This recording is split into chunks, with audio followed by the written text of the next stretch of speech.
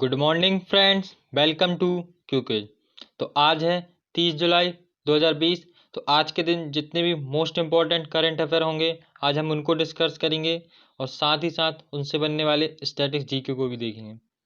तो आइए फिर फ्रेंड स्टार्ट करते हैं आज का करंट अफेयर।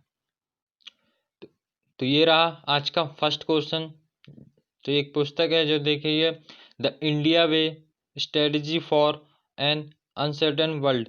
पुस्तक के लेखक कौन है? तो इम्पोर्टेंट हो सकता है, सीजीएल में क्वेश्चन आपसे पूछा जा सकता है। तो इसके जो राइट आंसर है और जो इसके लेखक हैं वो हैं डॉक्टर एस जयशंकर, यानी ऑप्शन नंबर ए अपना राइट आंसर हो जाएगा इसका। तो डॉक्टर एस जयशंकर इसके लेखक हैं। बता दूं ये हैं अभी भारत के वर्तमान में विदेश मंत्री के रूप में कार्यभार संभाला है इन्होंने। एस जयशंकर यानी एक्सटर्नल फॉरेन अफेयर हैं, ये मिनिस्टर हैं। तो इन्होंने अभी the India way strategies for uncertain world एक नाम से एक पुस्तक लिखी है।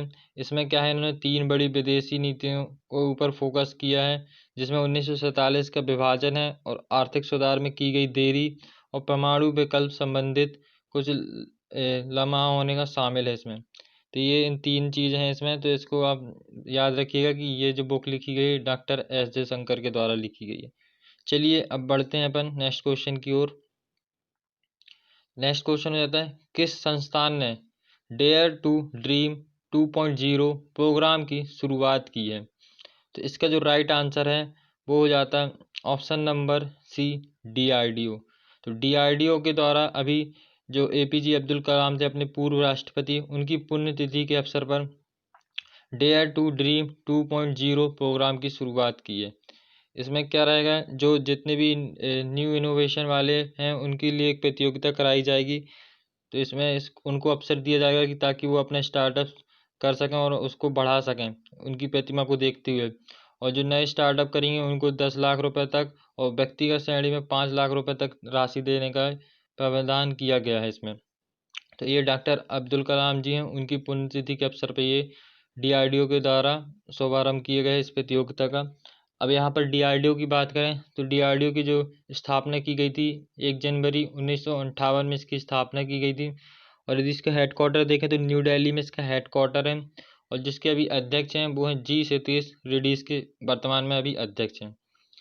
अक्सर एग्जाम में इसका मोटो भी पूछ लिया जाता है, तो वो भी आप याद रख सकते हैं, पलस्य मूलम विज्ञानम, इसका वो मोटो हो जाता है। चलिए अब बढ़ते हैं अपन नेक्स्ट क्वेश्चन की ओर। ओलिविया डी हैविलैंड 104 वर्ष की आयु में निधन हुआ। वह एक प्रसिद्ध क्या थी? तो इसका जो राइट आंसर हो जाता है वो है ऑप्शन नंबर सी, अभिनेत्री। वह एक्ट्रेस थी, बहुत ही जानी मानी एक्ट्रेस थी। तो अभी क्या है, इनका निधन हो गया 104 साल की आयु में। तो इन्होंने क्या है 2 बार ऑस्कर जीता था, इसलिए इम्पोर्टेंट हो जाती हैं ओलिविया डी हैविलैंड। तो 104 वर्ष की आयु में निधन हो गए। इन्होंने क्या है 1935 में कैप्टन ब्लड और 1931 में the adventure of robin hood और 1939 में गॉन विद द विंड जैसी प्रसिद्ध फिल्मों में काम किया है। तो ये याद रखिएगा, बाकी आप डिटेल्स पढ़ सकते हैं। तो चलिए अब बढ़ते हैं अपन नेक्स्ट क्वेश्चन की ओर। क्या है नेक्स्ट क्वेश्चन अपना, अंतर्राष्ट्रीय ओलंपिक समिति आईओसी के उपाध्यक्ष पद पर किसे नियुक्त किया गया? तो इसका जो राइट आंसर हो जाता है वो है option number B, Anita DeFrantz. तो अनीता डी फ्रेंटज जी को अभी नियुक्त किया गया है आईओसी के उपाध्यक्ष के रूप में। यहाँ पर आईओसी की बात करें तो इंटरनेशनल ओलंपिक कमेटी इसका फुल फॉर्म हो जाता है। ये क्या रहता है, जितने भी ओलंपिक खेल हैं उनको रेगुलेट करता है ये। तो अभी जो इसके उपाध्यक्ष के रूप में बना दिए गए अनीता डिफरेंटेज को नियुक्त किया गया है। बात करें जो आईओसी के उपाध्यक्ष के रूप में अनीता 1957 से 2001 में अपना पहला कार्यकाल पूरा कर चुकी थी। ये अब दूसरी बार है और ये पहली महिला बनी थी उस समय। ये इम्पोर्टेंट है वैसे।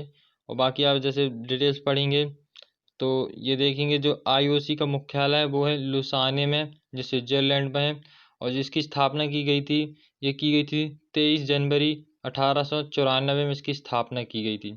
और वर्तमान में इसके अध्यक्ष देखें तो थॉमस बॉच इसके अध्यक्ष हैं। और जो उपाध्यक्ष बना दी गई हैं अभी बनाई गई हैं अनीता डिफ्रेंटेज। चलिए अब बढ़ते हैं अपन नेक्स्ट क्वेश्चन में। टूनेशिया देश के नए प्रधानमंत्री कौन बने?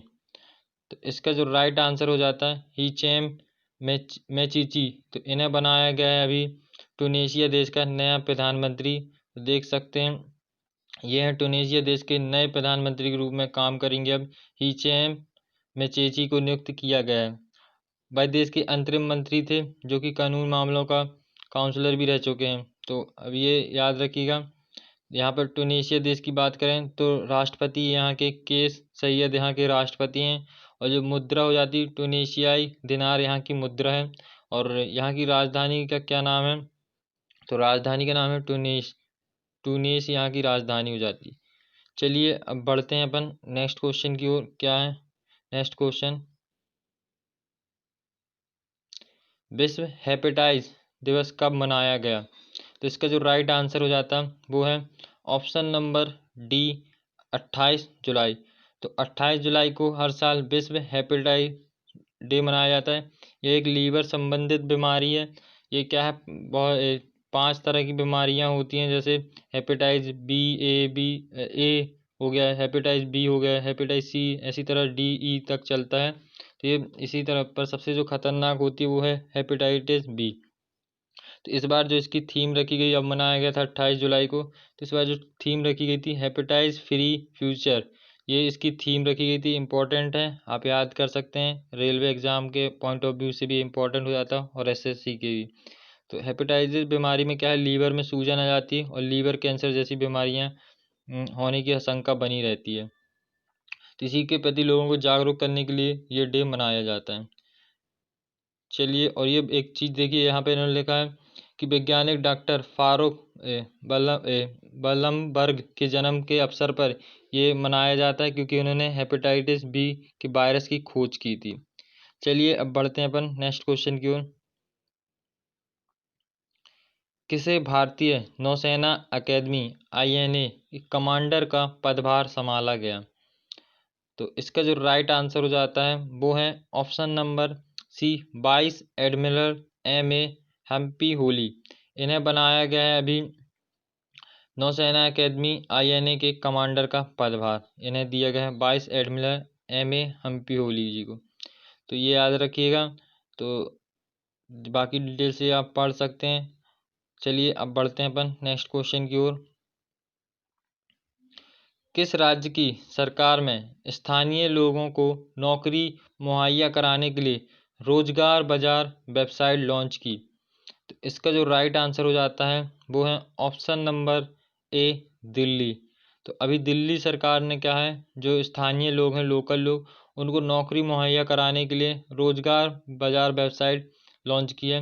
इसमें क्या उनको रजिस्ट्रेशन कराना पड़ेगा, तो ताकि वो अब रोजगार से संबंधित जानकारी ले सकें।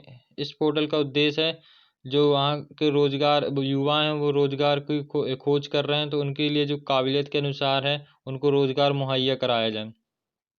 इस पोर्टल की सेवा का लाभ लेने के लिए प्रत्येक व्यक्ति को क्या है, अपने पेशे से संबंधित जानकारी वहाँ पर अपलोड करनी होगी और उनके उसी के आधार पर नौकरी मुहैया उन्हें कराई जाएगी।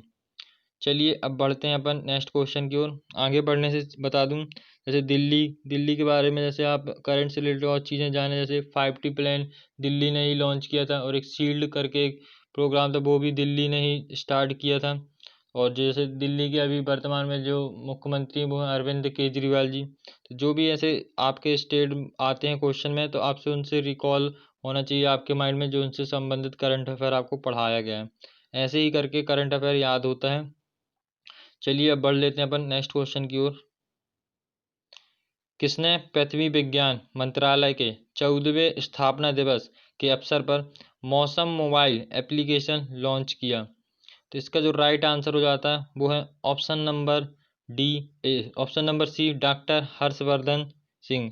तो डॉक्टर हर्षवर्धन सिंह ने अभी जो पृथ्वी विज्ञान मंत्रालय है 14वें स्थापना दिवस के अवसर पर एक ऐप लॉन्च किया जो मौसम नाम से है। तो ये क्या रहेगा, जितनी भी मौसम संबंधित जानकारी है उसके बारे में बताएगा। और ये क्या है, जो 200 शहरों का तापमान दिन में 8 बार अपडेट कर सकता है और यह एप्लीकेशन 7 दिनों के लिए पूरा अनुमान लगा सकता है। तो ये बहुत ही अच्छा एप्लीकेशन है, इसको आप डाउनलोड करके देख सकते हैं मौसम संबंधित जानकारी यदि आपको प्राप्त करनी है।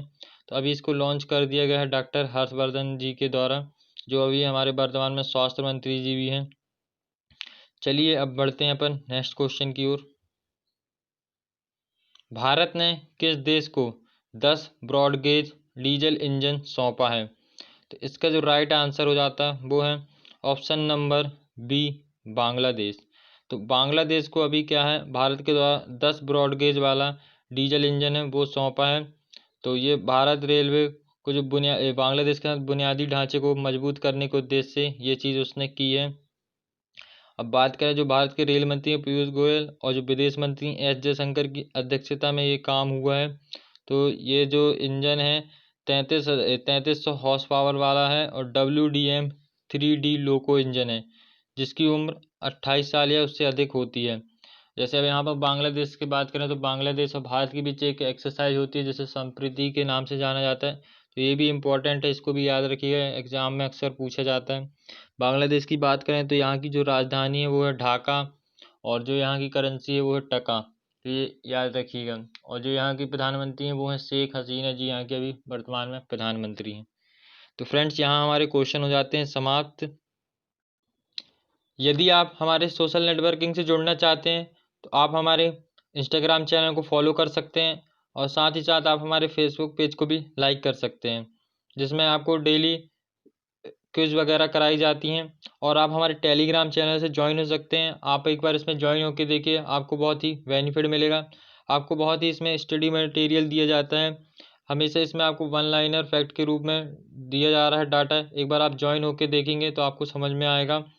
और आप हमारे व्हाट्सएप ग्रुप से भी ज्वाइन हो सकते हैं, जिसमें डेली कुछ कुछ क्वेश्चन पूछे जाते हैं, जिसका सही आंसर देने वाले को इनाम भी दिया जाता है। और जो भी आप अपने डाउट है यहाँ पर आप शेयर कर सकते हैं। इन सभी की लिंक वीडियो के डिस्क्रिप्शन में दे दी जाएगी, तो वहाँ से आप डायरेक्ट डाउनलोड कर ज्वाइन हो पाएंगे। तो फ्रेंड्स यदि आपको हमारा वीडियो पसंद आया हो तो वीडियो को लाइक एंड शेयर कर सकते हैं और साथ ही साथ हमारे क्यूके चैनल को सब्सक्राइब कर सकते हैं।